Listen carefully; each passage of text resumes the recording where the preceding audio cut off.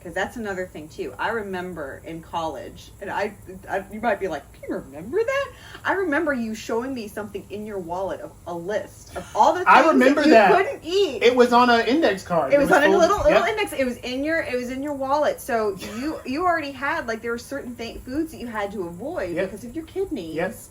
And how did that affect, like, so how was your diet kind of to start, and then how did that evolve too?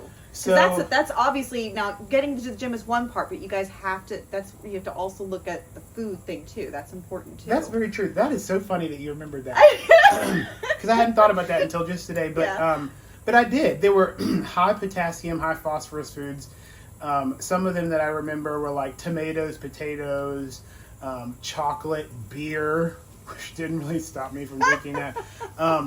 But I guess that sort of discipline and then growing into understanding what I was supposed to do and not supposed to do helped me with discipline and eating right. I will say, when I went to the gym that Labor Day and we started doing the Biggest Loser at my school, I ate the same thing for lunch every single day. And that was, and I know that, and I was not tracking anything. A lot of it was, I won't say that, but my goal was to be low carb. That's what my goal was. I also was not looking to build muscle as much as I was to just get leaner. Just lose weight, yeah. But very early on, I learned that if I wanted, because I have a huge sweet tooth, and I love cupcakes, and I was a 5th grade teacher, and my kids would bring me, and I would talk about cupcakes, and my kids would bring me cupcakes and Reese's. And I remember saying, it's like 8 o'clock in the morning, and I'm going to eat this cupcake right now because I know that I'm going to burn it off the rest of the day. I know that and that was before I would go to the gym in the morning. That was when I would go to the gym in the afternoon. But I would have the same thing every day for lunch. I would make chicken salad with like grilled chicken, mayo, celery, and put it over lettuce. And I had it every day for lunch. And I think that helped just because it was a routine. Even though I really didn't know what I was doing, I was able to have basically my own type of meal plan that was working for me. Now, I know it's all about calories in versus calories out. Meaning, like, wasn't last night, but 2 nights ago, I literally had 2 cupcakes after dinner and woke up the next morning and weighed the same thing because I know that I went over on my macros that day, but I also went way over on my like energy expenditure. Like I knew that I had burned so much, and so I have macros that I track, and I also know, and you have helped me with this too, that sometimes if I don't stay within my macros today, I don't try to fit all of them the next day. Like if I go over in my fat here, like I try to dial it back the next day. So now I'm at the point now where, and I'm nowhere near as disciplined as you. I also, like I said, don't. Oh no, you sound pretty disciplined. But I don't, like I eat. Yesterday I had potato chips. I had potatoes. I eat tater tots a lot. I had a little cocktail last night. Today I went to brunch, and I was checking my macros on the way over here. Like I actually had tons of carbs up because I had an egg white omelet, and I was like, well, I'm gonna be able to have some cupcakes tonight, maybe if I want to. It's not so much about like starving yourself, which I think a lot of people who want to lose weight are very much like, oh, I just can't eat anything. But if you're working out, and you know what your body needs for fuel, not necessarily just to eat, just to be satisfied, then you can make it work. Yeah. And that's what I think is the most liberating thing, because your boy likes to eat. Well, and your metabolism is on fire at this point. Yeah. But even, I still remember when you were trying to first lose that weight after the second kidney transplant, you were definitely pretty strict as far as your macros. You were following it. I was so I started out. So that's just a kind of a note for you guys, is when you're starting you're starting to lose weight, to start, you're gonna have, I think you still should allow yourself like one free meal or something like that a week or something like that to start. But you need to you do need to be vigilant and just kind of track things or watch your portions during the week itself. It's also interesting too because I think I started out at like my macros was like I had 1,800 calories is what I started out after the transplant, and I've worked my way up to now. I eat 2,700 calories a day, which I know is like a dream. It's like doubling mine. I'm in reverse right now, and I just want to eat the house, and I can't. I'm like, I must stay on my reverse. But the other thing is, like, I went to Vegas last fall, and I knew that I was gonna go to Vegas. I was like, I want to lean up real quick. I'm gonna be by the pool, so I don't know what I had got. I think I probably got up to 2,100. So like for 2 weeks, I dropped it down to 1,900 calories, and I stayed within it and still worked out, pushed myself. I'm able at this point to kind of do what I want to do, depending on what I feel like I need. I actually am at the point now where I probably could eat more. It's just like I'm just not that hungry, and I know that some people. And I also am like in this weird thing of like I said, I don't really have a goal or a look, but I'm like, I guess I could be bigger, but I also like to be lean. Like I'm just kind of like, I'm just gonna, make my cupcakes fit where I can, Well, if something comes to your mind that you're like, I want to try this one day, it'll if you want to compete again in another bodybuilding show, maybe you want to do a powerlifting competition or something like that. It could be something that just hits you, and you can make that adjustment at that time. You're in a spot where you could do that. Yeah, and step it up. That also is like, it's a really powerful feeling too to think like you can really be in charge of your destiny. Like do you want to bulk up? Do you want to lean down? Like once you learn the mechanics and how your body works, you can chart your destiny, Yeah. And that is coming from someone who thought that they were stuck in, an unhealthy body. Once you are able to master that, like I consider it to be a lot of fun.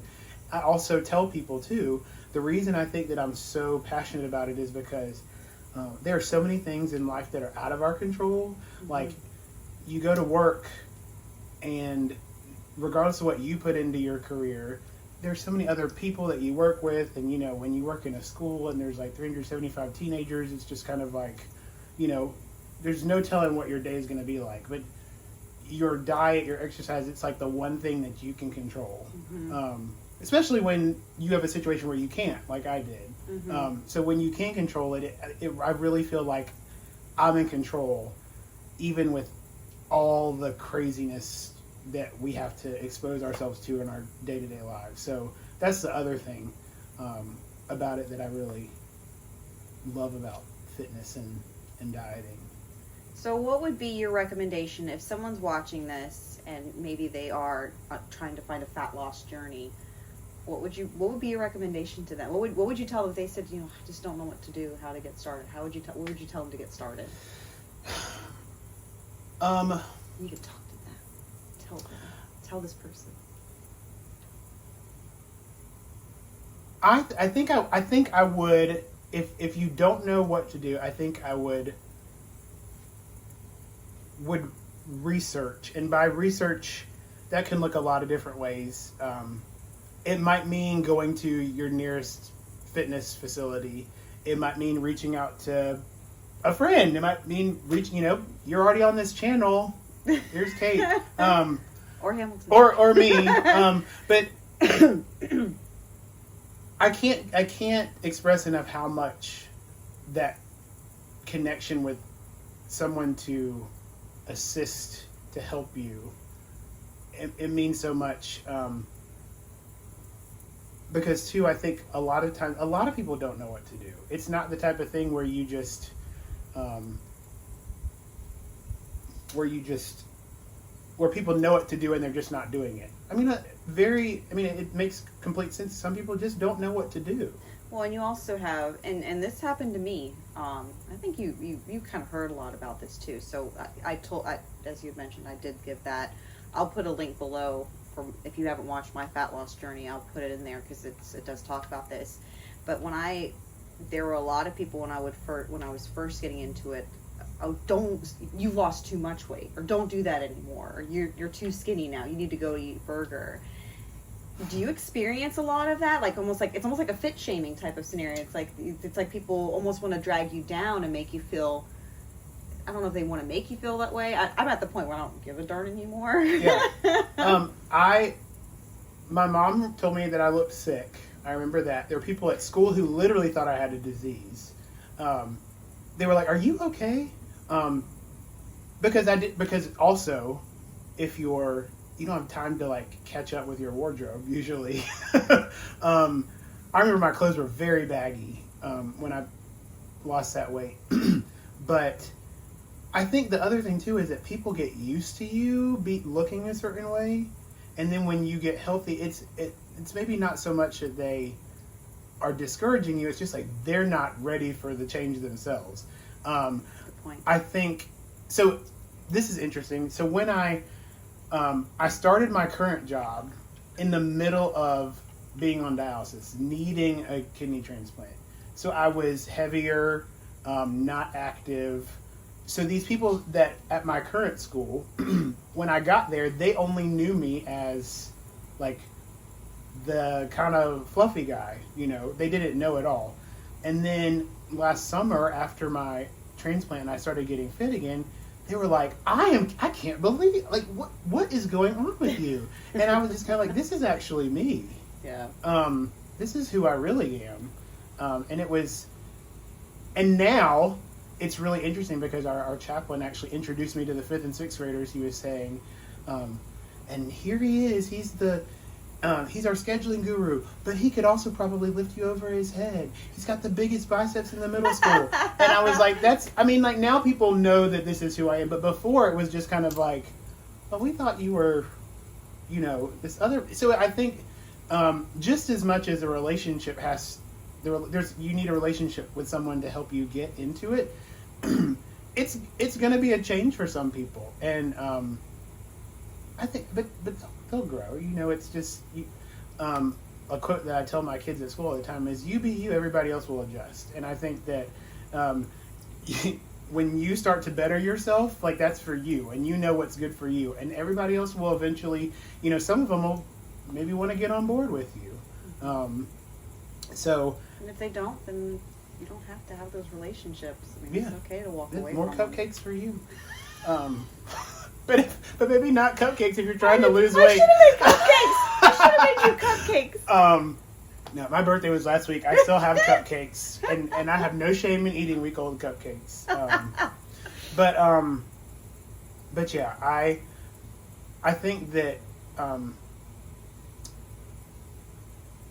I think the journey, whether anyone wants to admit it or not, it's usually more inspiring to people, and a lot of times people will say things just because they don't know how to, accomplish it themselves. But there are so many people, and I have learned this. I feel like more people, and a lot of times people won't go to the gym because they think people are looking at them or they're not going to know what to do. I would imagine that most people in the fitness industry are more willing to help than they are to judge. At least from what I've seen. I know for me, I would love, that's why I want to be a personal trainer. I don't want to shame anybody. If anything, I used to say that I wanted to be weight room Jesus and walk around and save people from poor form and all sorts of things. But yeah, I think that's the biggest thing is people want to help. Don't you think? I think so. I think people are afraid of being judged when they go into the gym, and that's not the case. A lot of times, and this is just me, if I see somebody doing an exercise inappropriately, I do not jump in and say right. And the reason why is because, first of all, it could be offensive to that person. Right. Second of all, it's just not my place. Now, if someone came up to me and asked me for my input, then I would say something. But I will say, I don't judge people. A lot of times, and this is just letting you guys know, when I'm in the gym, I'm not really paying attention to anybody else. Like, I'm in there to get something done and get out. I mean, a lot of times it's like, you know, you and I both go to the gym at early hours. Because there's no one there. Because there's no one. Well, because there's no one there, and you have to get it done. Yeah. It's like you said, That's you true. don't know what the rest of the day is going. So that's why I'm a morning gym goer. That's just I think I will always be a morning gym goer because that's how I feel. And when I'm there, I have my blinders on. I'm not looking at anybody else. I'm kind of working on getting what I need to get done there. Throw some weights around and get the heck out of there. Yes. And I know you're the same way. Yes. I mean, you're get a job done and leave. That's right. And again, like sometimes I will think to myself, should I get up early if I want to get a longer workout in? Do I need to go at like 3:30? Which sounds ridiculous, but I've done it before. But no, I mean, like I said, I have to be. I need to be at work by like 7:20. So I need to leave the house by 7. And I'm one of those people who like, if this is what time you need to be there, you plan everything before. The exact same way. So I know, wake up at 4, get there by 4:15, leave by 5:30, get home in the shower by 6. Then I have time to just diddle, you know, because I don't want to have to stress myself out and rush. Yeah. So, but that's another thing too that I think a lot of people don't. A lot of people struggle with is scheduling because there's a lot to do. Yeah. And so if you are not the type of person that's used to getting up early, or you're the type of person that is used to getting off work and going to happy hour, or getting off work and you've got a routine, like it's going to be challenging to create a habit of doing something different.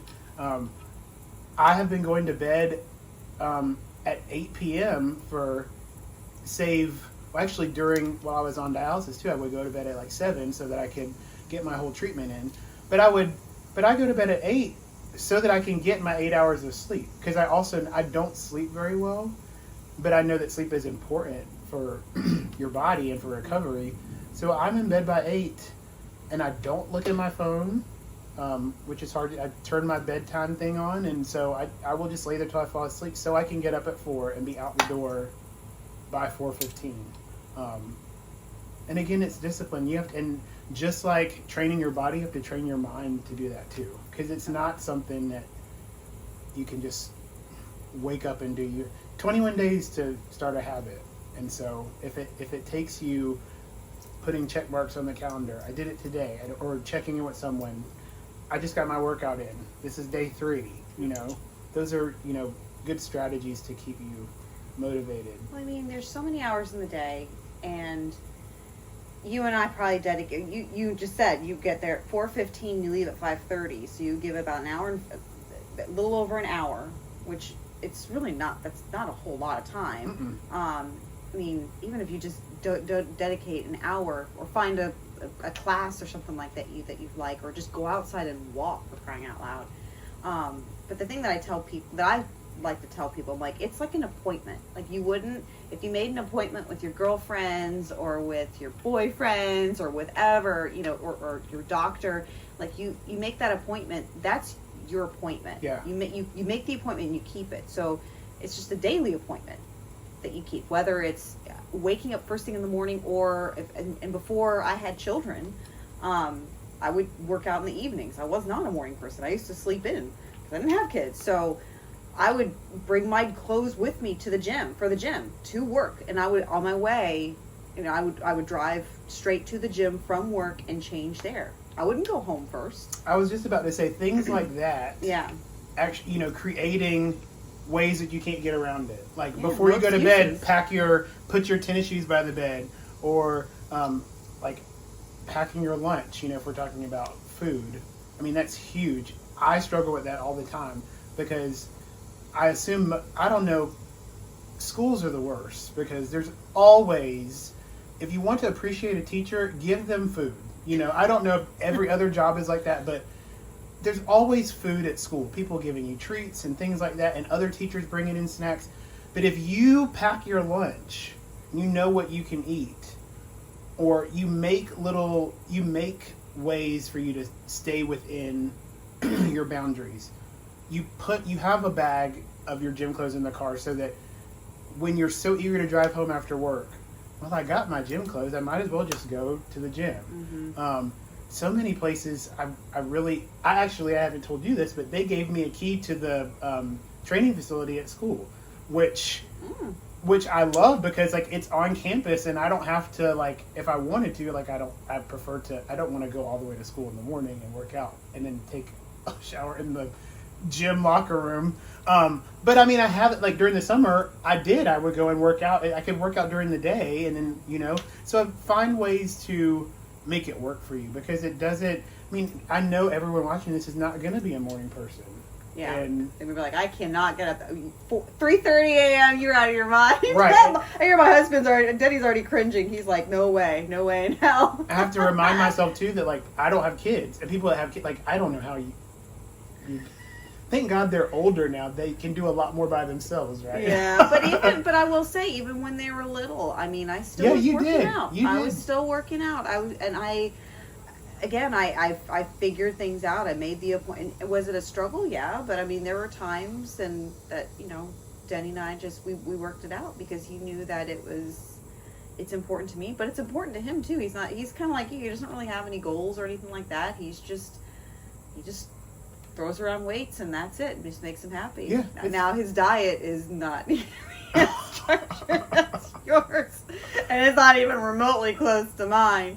But yeah, he has but it's important to him. Like he's like, I gotta get my workout in, and I'm like, I'm supportive of that. Speaking of your diet, I have to ask you a question. Sure. Are you still eating the rice cakes?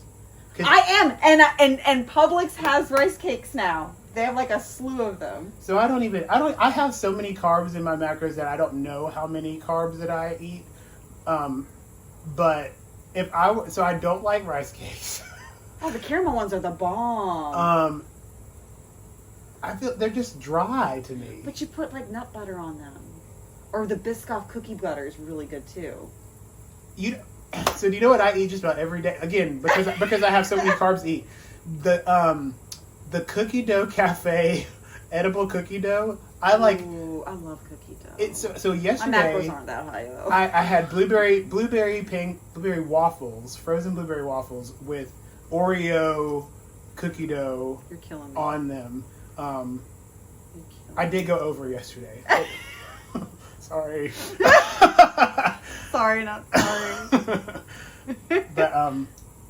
But yeah, I like food, so good for Denny. The caramel rice cakes are my jam. You know what? I was gonna say. I'm gonna make you a caramel. After this, I'm gonna make you a caramel rice cake with some Biscoff cookie butter, and you're gonna eat it. And you're gonna be like, "Holy shit, where have I been?" I've got carbs to spare today, so. I'll get it for you. But I wonder how many rice cakes I would need to eat because there's not many. So what are your macros currently? And guys, remember, everybody, this is different. This is everybody. Yes, this is everybody's different, and my macros are low. But the reason why is because I'm coming out of a contest prep. I am only 4 weeks, 5 weeks, 3 weeks. I don't know. I'm a few weeks post show, and I'm doing a very conservative reverse before I start my building season. So I use MyFitnessPal religiously. I do too, but there's like calorie. There are a lot. Yeah. So 235 grams of protein, 235 grams of carbs, and 91 grams of fat. Yeah, I'm making you 235 grams of carbs? Yes, and that's actually lower than I thought it would be. I thought you'd be like 300, 350.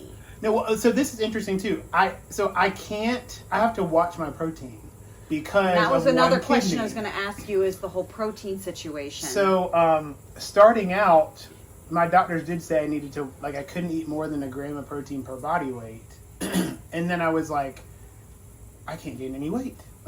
I really was struggling. And so I was like, can we please bump it up a little bit? And they're like, okay. And I get my blood checked weekly, bi-weekly. At this point, it's bi-weekly. I do have high creatinine levels because, and it has nothing to do creatinine, with not creatine. Yes. Because I thought the same thing. I'm like, oh, creatine's good for you. So creatinine is a waste, Yeah. and sometimes elevated creatine, if you supplement with creatine or you eat things that have creatine in them, like meat products, your creatinine will elevate. Creatinine is supposed to be cleaned out by your kidneys, but if you have high creatinine in your body, then it's said to appear that your kidneys are not functioning well. However, I've learned this from my doctor, who is so great because he, not only is he a nephrologist and deals with kidney transplant patients, but he also does a lot with exercise science and people who supplement. So he said that my creatinine levels are going to be high. If you have a lot of muscle mass, you're going to have high creatinine levels. It's a byproduct of muscle. I didn't know about that. So actually they use a different test to test my kidney function because they're like, he's going to have high creatinine because he has so much muscle mass. So my creatinine, the last time I had it checked was like 2.6, which for a normal person is like super high. But I've been up to like 11, so that when things weren't working. But anyway, so yeah, my I had to watch my protein, but I was able to increase as they watched it, and so I actually, with that much protein in my macros, I actually am doing quite well. But as they track, if I were not, if I was passing protein, then they would be concerned that I probably have to back down. But right now things are good, so I'm just and I have to drink lots and lots and lots of water. I think that's another thing too. People, yes. it just in general, people, if you wanted to lose weight, dude, just cut the soda. Well, first of all, if you're drinking soda, regular soda, switch to diet. That's your first step one. Step two, start scaling back. I love soda. I love diet soda, and I'll allow myself like maybe one a day, maybe two, depending on my state, like my hunger level. But other than that, I drink a lot of water. It's interesting when I was on. When I didn't have working kidneys, I could not drink dark colas because there's lots of phosphorus in them. Yeah. And I that was one thing I didn't end up missing. Like I don't drink, like every now and again I'll like a Coke Zero. Like Coke Zero is probably my favorite. I don't like Sprite Zero. Mm-hmm. I would rather drink Sprite, but I know that Sprite is just sugar. Yeah. So I don't drink soda because if I want like a clear soda that tastes good, it's just a whole bunch of like empty, carbs. Fresca's really good. Well, I can't drink grapefruit because of my medicine. I can't do grapefruit or pomegranate because of my anti-rejection medications. I don't know what the interaction is, but I like Fresca though. Oh, I'm sorry. It's calorie free, isn't it? It is. It's a diet soda. I like Topo Chico. Have you ever had Topo Chico? Nope. It is in a glass bottle. Y'all know what that is. It's in a glass bottle, and it's sparkling water, and it's just sparkling water, but it's really good. I don't like the bubbly or the. Yeah, I don't like but that it's not stuff. like LaCroix. It's not flavored. See, I hate the LaCroix. I don't like that either. I don't like it Well, flavored. maybe I'll try it. It tastes like somebody dropped a sweet tart in seltzer water. It's not sweet enough for me. Well, exactly. It's like what am I? It's like It's like you drinking seltzer water and someone in the next room is screaming a flavor at you. Well, I can have Fresca and you can have cupcakes. I still think you win. Oh, I love cupcakes. I think we covered everything. We were at about an hour. Really? Yes. Wow. I had to make sure it was still recording. And it's hot out here. It is hot. It's been hot. So it's time to go inside. But is there anything else? I'm going to provide all of Hamilton's Instagram. He's got 2 Instagram accounts. Are they public? I am not. So Hamilton Kidney, I don't use it anymore. I You figured don't? like Okay. I would. That was how I shared my journey. Yeah. But now I just post everything on my normal one. Is that a public profile? It is. Okay. Mm-hmm. So I will put Hamilton's Instagram profile in the description of the video. Are there any other links or anything like that we should direct them to? If they want to follow you or get some inspiration?